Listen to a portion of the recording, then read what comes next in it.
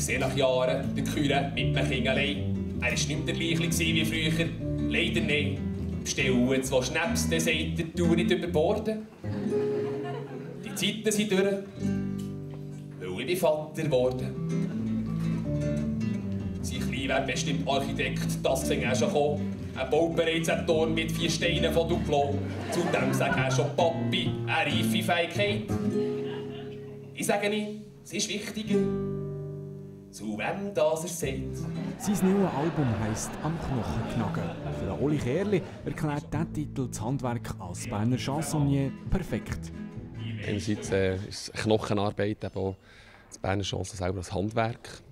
Und auf der anderen Seite auch inhaltlich gesehen, dass wir noch ein bisschen mehr Tiefe eintaucht und auch mehr vom Knochen genackt haben und probiert haben, die Essenz aus dem Knochen raus zu destillieren.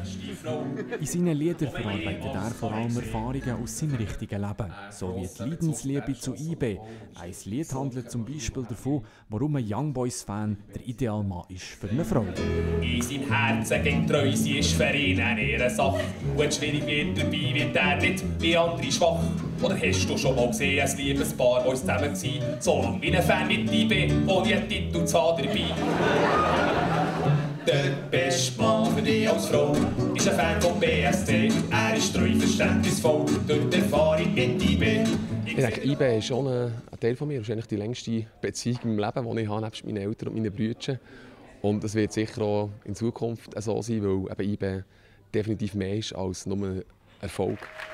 Bei der Plattentaufe gibt es auch noch einen Überraschungsgast. Das ist der bekannte Berner Troubadour Jakob Stickelberger, der grosse Mentor von Oli Kerli.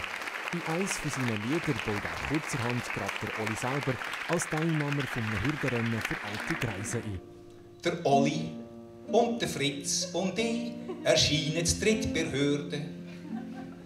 Wenn Brillengläser die vom Fritz nicht immer drüber würden, dann hätte die Hürden allweg gesehen, würde nicht ins Gras verreisen.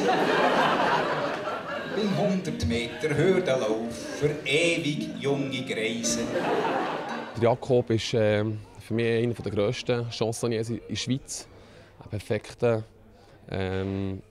Liedermacher, auch in seinen Texten bis ins kleinste Detail alles überlegt und Zweck gemacht.